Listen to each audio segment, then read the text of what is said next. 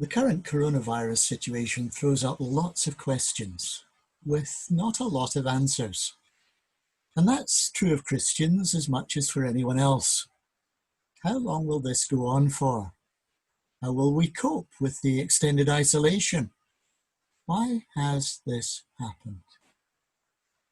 It's good to ask questions, and we have open access to put our questions to God, who may not always answer our questions, but who will give us wisdom, perhaps leading us to ask different and better questions. As James 1:5 tells us, if any of you lacks wisdom, you should ask God, who gives generously to all without finding fault, and it will be given to you. There are many questions in the Psalms. It's almost as though they are there to give us permission to put similar questions to God. So this week we are going to line up some of our questions with questions in the Psalms. We may not get all the answers, but we will grow in wisdom. So today, here's the question in Psalm 10, verse 1. Why, Lord, do you stand far off? Why do you hide yourself in times of trouble? Do you ever feel that God is distant? Disappointed, perhaps, that heaven seems silent? Well, you're in good company, and we can learn from the experience of the psalmist.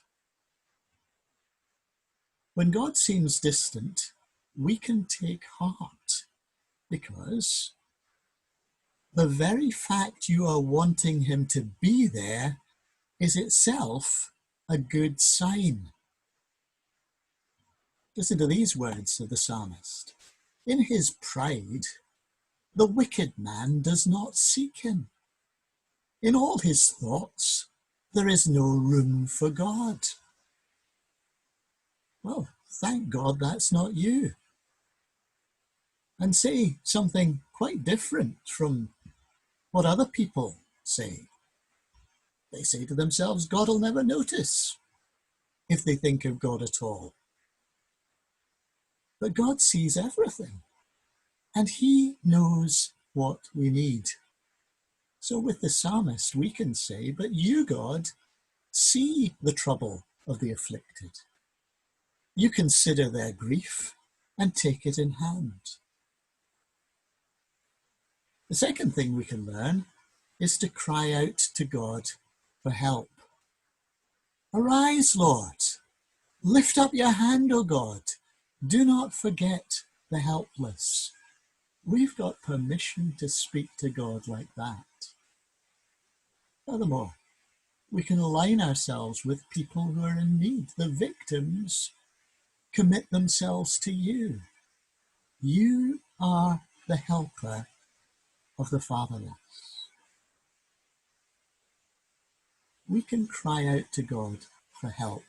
And if you're anything like me, it actually helps to cry out to God, to pray out loud to God.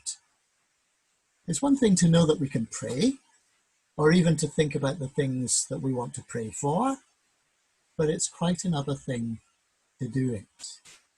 Cry out to God. Commit yourself and other helpless people to our Heavenly Father. And the third thing we can do is declare your faith in God. Again, I would suggest you do it out loud. And we can borrow the words of the psalmist to help us do it. We can say, the Lord is King forever and ever.